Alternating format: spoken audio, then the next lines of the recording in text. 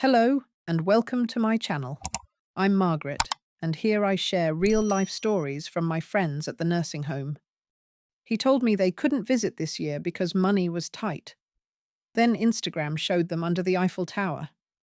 I stared at the screen like it had slapped me. There they were, laughing in a carousel of filtered photos. My son and his wife, arms entwined, her diamond catching the Paris sun, his face relaxed in that way only wealth can afford. And there, in the corner, was the caption that gutted me. Honeymoon vibes. Paris forever. I read it again, honeymoon. Not only had I not been invited, I hadn't even known they were married. I thought they were still saving up. That's what he told me in April, after I asked if they'd be coming for my birthday. He'd sighed heavily over the phone and said, "Mum, we just can't swing it this year. Things are really tight." And I believed him. God help me, I believed him. I'm 69 years old. My name is Martha Quinn. I was a public school teacher for 42 years, the kind that packed extra sandwiches for kids who came to school hungry, the kind who stayed late for parent conferences when no one else would. I didn't expect a medal, but I thought I'd earned a little respect. I was married once, to Frank, who passed 11 years ago, pancreatic cancer. He was quiet, loyal, smelled like cedar and coffee, and had the kindest eyes I've ever seen. He called me Red, even after my hair turned silver. We had one child, Adam, my miracle baby. I was 37 when I had him, after years of heartbreak. He was the kind of boy who used to put dandelions in my coat pockets and write me birthday cards with misspelled words and too many hearts. I used to rock him to sleep in the old glider, his small fingers tangled in my hair. Now the only thing he tangles himself in is excuses. I live alone now in a modest house in North Bend, Washington. White shutters, blue door, tiny garden I keep for herbs and marigolds. I have a recliner that creaks and a photo wall full of smiles that belong to people I barely see anymore. The house smells like lemon oil and old books. On holidays, it smells like cinnamon and loneliness. Last Christmas, Adam mailed me a new iPad. I was touched until I realized it wasn't a gift. It was a tool. "It'll be easier to FaceTime with you," he'd said. We talked for 5 minutes. Then I didn't hear from him again until April. I raised that boy, paid for his piano lessons, drove him to speech therapy when he stuttered. I edited every college essay, co-signed their first mortgage. I babysat when he and his first wife, yes, first, had their daughter, Claire. I held that baby so they could sleep. When Claire was 6, they moved 4 states away. "Better job opportunities," he'd said. I waved from the porch as they drove off with everything, including my heart. I've spent the last few years mastering the art of staying quiet, of not asking for too much, of keeping conversations light. No guilt, no pressure. That's what the parenting blogs say about adult children. Don't guilt trip them. Be easy to love. So I'd send him texts with pictures of my cat, Lucy, or snapshots of the garden. I'd ask, gently, if he was coming by. I always signed off with, "No pressure, just miss you." His replies were emojis. Then came the day I saw the Eiffel Tower. It was a post from his new wife, Kelly. Blonde, ambitious, younger than Adam. She calls me Mom, like I'm a stranger who gave her directions. I didn't even know they were engaged. In the photos, she wore Gucci sunglasses and a silk scarf that probably cost more than my monthly pension. In one, they kissed in front of the Louvre. In another, she held up a champagne glass next to a sign that said, "Sweet Eiffel." And I sat in my living room in an old flannel robe, the kind Frank used to call my cozy armor, and tried to swallow the truth. He lied to me, not just about money, but about the kind of son he's become. The next morning, I found a shipping box on my porch. Inside was a souvenir snow globe from Paris. No card, just a small tag that said, "Love you, A and K." I wanted to smash it. Instead, I put it in the drawer where I keep things I don't understand. And then I cried, long and hard. Not for the trip, not for the Eiffel Tower, but for all the invisible ways a heart breaks, slowly, through omissions and polite betrayals. Through too busy, and next time, and maybe for Thanksgiving. I couldn't tell anyone. My friends, what few I had left, were busy with their own families, or buried, or worse. They understood too well. So I did what I've always done. I made tea, fed Lucy, put on my shoes, and walked to the mailbox like it meant something. But that morning, something shifted. It wasn't rage, or even sorrow. It was a quiet clarity. I wasn't angry that they didn't love me the way I loved them. I was angry that I kept pretending they did. The next week, I tried something radical. I didn't text Adam. Not when I made that peach cobbler he used to love. Not when I found an old school project of his in the attic. A paper about how his mom was his hero. Not even when I slipped on the back steps and bruised my hip. That last one stung. Not the fall, but the silence that followed. I wanted to see how long it would take for him to call. It took 19 days. He asked if I was still feeding Lucy too much tuna. Not, "How are you?" Not, "Sorry I haven't checked in." Just the usual half smirk in his voice, like I was an adorable but outdated appliance, still running, but not quite compatible anymore. "Do you need anything, Mom?" The words hit me differently now. I used to rush to fill that question. Groceries, babysitting, a little money to tide them over. I'd say, "I'm happy to help," because I was. Helping was how I stayed tethered to his life. But now, I stared out at the hummingbirds over my feeder and said, "No, sweetheart, I'm good." A few days later, I went to the grocery store on a Tuesday afternoon. That's when the seniors shop, early enough to avoid the young mums with screaming toddlers and the post-work zombie crowd. As I reached for a can of chickpeas, I heard someone behind me sigh. "Mom, I'm so sorry. Do you mind if I grab one too?" I turned to see a girl, 25 maybe. Braids pulled into a bun, wide eyes like coffee. Her cart held diapers, cereal, formula, and exactly 3 cans of tuna. I stepped aside and smiled. "Sure, honey. They're not going anywhere." She gave a little embarrassed laugh. "They might if I wait till Friday. That's payday." She checked her phone and added quickly, "Sorry, that's weird. I budget everything now. I'm a little OCD about groceries." "It's not weird," I said. "It's smart." We chatted for another minute. Her name was Deja. She worked part-time at a daycare and was studying early childhood education at the community college. Her son, Micah, was 3 and had a peanut allergy. Her husband, long gone. "His mama raised a boy, not a man," she said flatly. Something in me tightened. I knew that sentence. That evening, I couldn't stop thinking about her. She reminded me of me, not in age, but in that look she had, that constant awareness of where the edge was and how not to go over it. That tight-lipped smile women wear when they carry the weight of others without complaining. I went back to the grocery store the next Tuesday, hoping to see her again.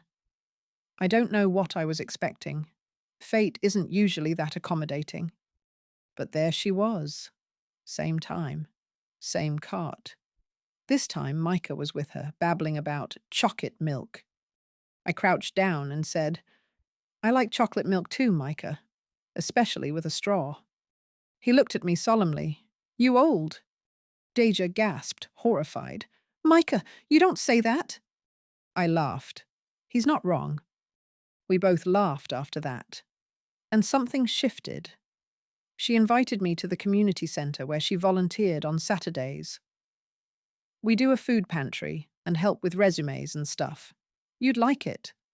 I told her maybe. What I didn't tell her was that I hadn't been invited anywhere in a very long time. The next Saturday I went. The community centre was in a repurposed elementary school, about 15 minutes from my place. The linoleum floors still had faded hopscotch outlines. The walls were bright with crayon drawings and printed flyers, free legal aid, domestic violence hotline, movie night on Wednesdays. There was something raw and beautiful about the place. No pretense, just people trying. Deja waved when she saw me. "Miss Martha, you came!" She introduced me to the volunteer coordinator, a stocky man with kind eyes named Tito, and a no-nonsense woman named Marlene, who ran the food pantry like a general.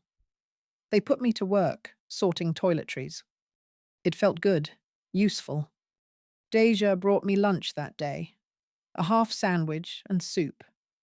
She said, "You remind me of my grandma if she was still here. She was kind like you." I don't know why, but I almost cried. Maybe because I couldn't remember the last time someone said I reminded them of someone good. The weeks passed. I started coming every Saturday, sometimes Wednesdays too. I taught a woman how to write a resume, helped a man fill out job applications online. He called me Miss Martha, the Tech Queen. Micah started calling me Grammy M, which made my throat ache every time. One day, I mentioned that I used to teach. Tito asked if I'd run a weekly literacy hour, just picture books and simple crafts for kids. I said yes. That first day, I stood in front of 6 small faces and read "Where the Wild Things Are." And for the first time in years, I felt seen. Not for what I could give, but for who I still was. Meanwhile, Adam stayed silent. Except for one voicemail, he'd heard I was volunteering. "Mum, that's sweet," he said, like I'd taken up watercolors.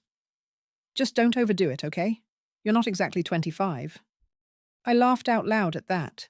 Not because it was funny, but because of the irony. He hadn't asked where. He didn't ask why. He had no idea that every Saturday now I had people waiting for me, smiling when I walked in, calling my name like I mattered.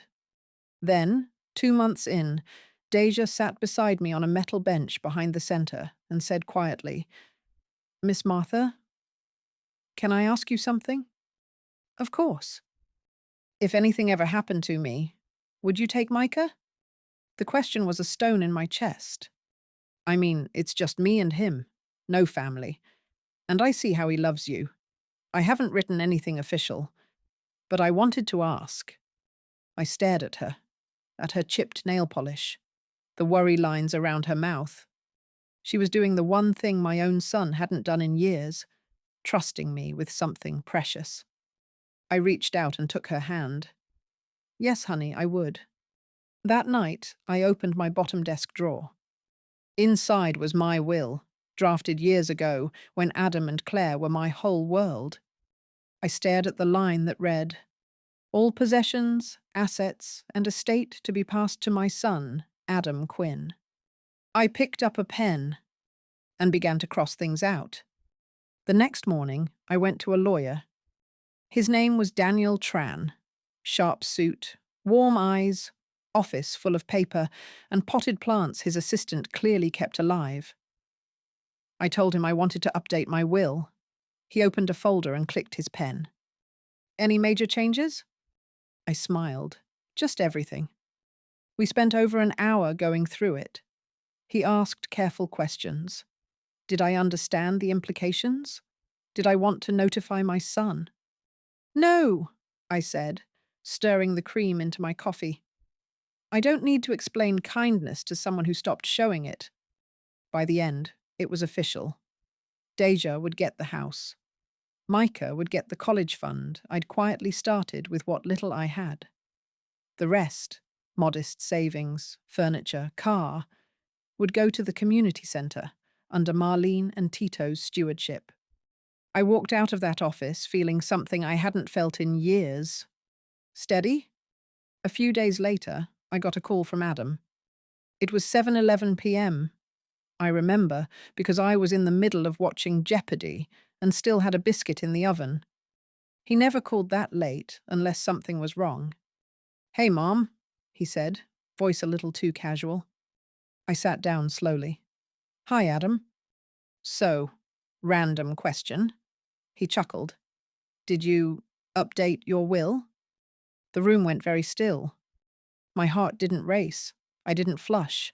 I felt nothing but a cold, clean breeze inside me. "Why do you ask?" He sighed. "Kelly was going through your Facebook. Don't ask why. And she saw that picture of you and that girl. Deja, right? From the center? And I guess she got curious, Googled the place. And then, well, someone mentioned something in a comment about your will, giving your house to the center." "Interesting," I said calmly. "And?" He hesitated. "Is it true?" "Yes." A long silence. "I just don't get it, Mom," he finally said. "I'm your son. I mean, what, you're leaving everything to some charity and a random girl you met at the store?" My voice came out quiet but firm. "Her name is Deja, and she's not random. She shows up. She listens. She asks how I am without needing something. She treats me like I'm still a person." Another pause. Then the sharp edge slipped into his tone. "You're punishing me because I'm busy?" "No," I said. "I'm protecting myself because you're not." 2 days later, he showed up at my house. Unannounced. He knocked, holding flowers from the gas station and a smile that didn't reach his eyes. Kelly waited in the car, wearing sunglasses, scrolling her phone. He hadn't been to my house in nearly 4 years. The living room still had the framed drawing he made in kindergarten. "My mom is magic." I watched him glance at it as he walked in, then look away. "You look good," he said, sitting down. "Healthy." "I am." We sat in silence for a few seconds before he said, "Look, I know I haven't been around much. That's one way to put it." His jaw clenched. "I'm just trying to have a real conversation, Mom, not get shamed." "I'm not shaming you, Adam. I'm just not pretending anymore." He blinked. That hit him. I leaned forward. "Do you know the last time you asked me what I need?" He didn't answer. I continued, voice level. "You used to be someone who cried when you saw hurt animals, who brought me wildflowers and wanted bedtime stories twice. I loved that boy with all I had. I still do. But I don't know the man who left his daughter with me for a week and never called to say thank you, who sends snow globes from Paris instead of an honest word." His voice cracked a little. "I didn't know how to include you, Mom. I thought you'd be disappointed, or judge me." I shook my head.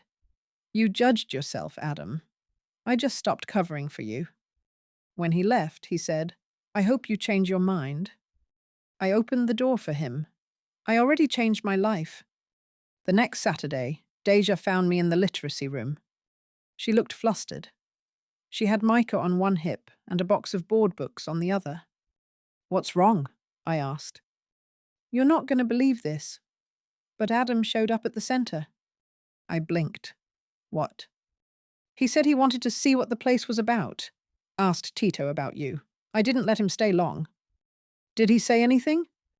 "Just that he was your son, and he didn't like what he was seeing." I couldn't help it. I laughed, loud and hard. That man wouldn't recognize kindness if it held the door open and made him coffee. Deja raised an eyebrow.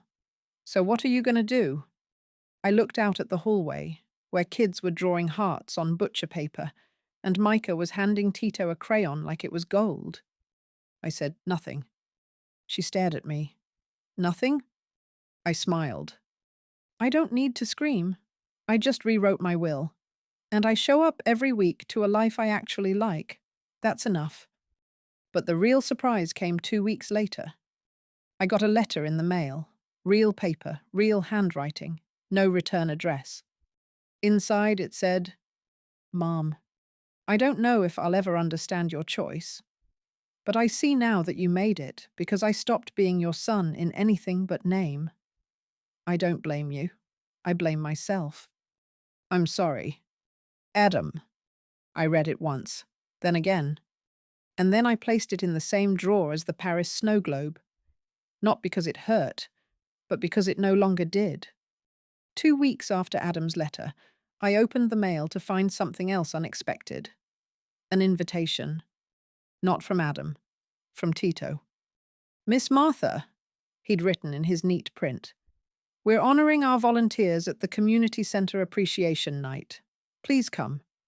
We have a little something planned. Dress nice. Bring your smile. At first, I almost declined. The last time I'd dressed up for anything was Frank's funeral. But Deja texted me the next day, all caps. You are coming. I'm bringing dress options. And so, on a mild Thursday evening, I found myself standing in front of the mirror, wearing a deep purple blouse I'd forgotten I owned, and pants that fit better than I expected. My hair was pulled back, and I wore earrings. Real ones, not the clip-ons I keep for church. When I walked into the center, the room burst into applause. I thought they were clapping for someone behind me. Then I saw the sign, honoring Martha Quinn, teacher, volunteer, lifesaver. I stood frozen for a moment, heart thudding. Then Deja ran up and whispered, You deserve this.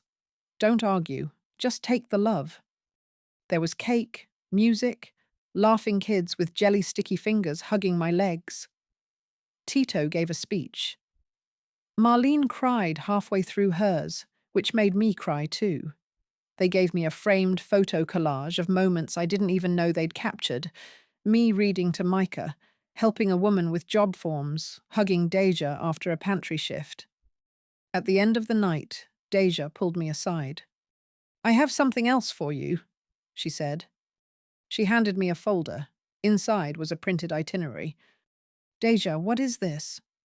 She smiled. It's not Paris, but it's yours. A weekend at the coast. A little Airbnb near the water, gifted to me by the staff and families at the center who had pooled their tips, extra paychecks, even some bake sale money. Just 2 nights. Enough to breathe. I touched the paper like it was something sacred. I haven't been to the ocean in 20 years, I said softly. Then it's time, she replied. The following Friday, I stood on the weathered porch of a tiny white cottage in Seabrook, Washington. The air smelled like salt and pine. The waves rolled just beyond the dune grass. Inside was a cozy bed, a fireplace, and a note on the counter. Dear Martha, you are not forgotten. You are deeply loved. From the Community Center family. I read it, then stepped outside and sat on the old wooden chair. Watched the ocean. Let the wind undo me. That night, I wrote in my journal for the first time in years. This is the life I never asked for, but desperately needed. Not loud, not glamorous. Just honest, rooted, real. I thought I was invisible, but maybe I was just looking at the wrong people. 2 weeks after I returned, I got another call from Adam. He wanted to visit. Alone. When he arrived, he looked thinner, quieter, like something had cracked in him that hadn't quite healed yet. We sat on the porch, not in awkward silence, but in the kind where you don't have to explain everything at once. He finally said, I read your will. The full version. Deja sent it to me. I nodded. I was angry at first. Then I realized it wasn't about the money. It never was. He sighed. I've been bad at showing up. I didn't speak. I waited. I've started seeing a therapist, he said. I know that's late, maybe too late, but I want to learn how to be the kind of son I should have been. I looked at him, really looked at him, not as the boy I'd raised, not as the man who had hurt me, but as someone finally waking up. "I'm not asking for anything," he added quickly. "I know I lost your trust." I set my mug down. "I didn't raise a liar, Adam, but I'm not responsible for the man you chose to become." He closed his eyes briefly, then nodded. "That's fair." Before he left, he knelt beside Lucy and scratched behind her ears. She purred, as if granting temporary amnesty. Then he turned to me. "Can I call you next week?" "You can call any time," I said. "But I won't pretend again. That's over." "Understood." As he drove away, I felt no bitterness. Just peace. A few days later, I found Micah drawing in the hallway at the center. "Grammy M," he said proudly. "Look." He showed me a picture. 3 people standing under a yellow sun. One had grey hair. One had curly braids. One was small and smiling. I asked, "Is that me?" He nodded.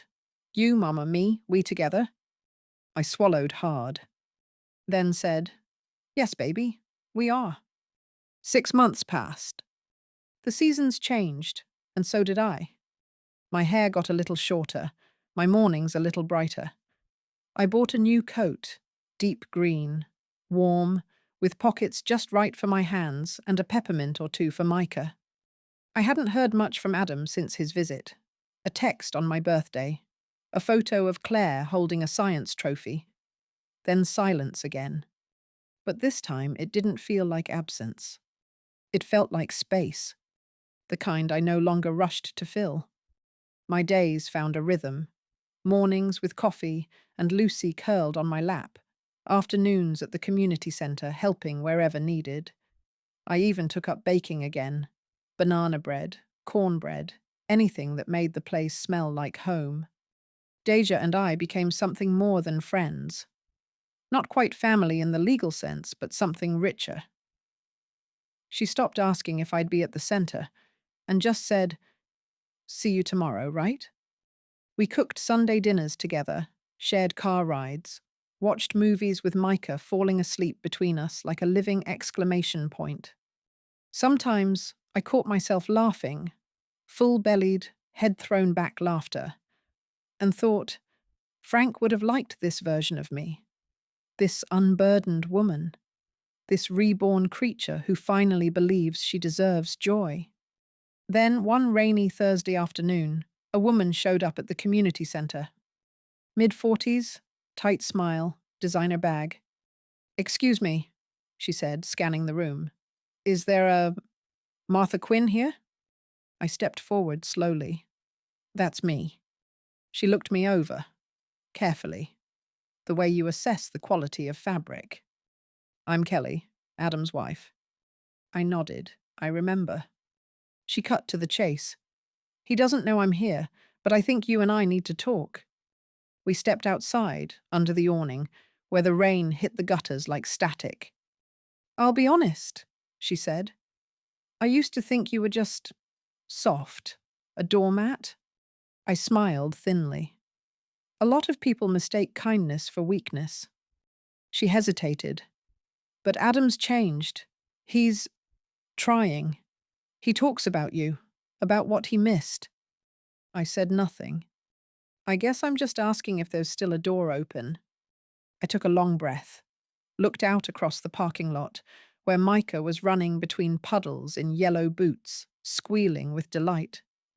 Then I looked her square in the eyes. "There's always a door," I said. "But it's up to him to knock. And when he does, he better be ready to sit down, shut up, and listen." She stared at me for a long time. Then, unexpectedly, she smiled, a real one. "Fair." That night, I lay in bed and thought about the things we passed down, stories, traditions, regrets. Some inheritances are written in ink, others in silence. I had rewritten mine.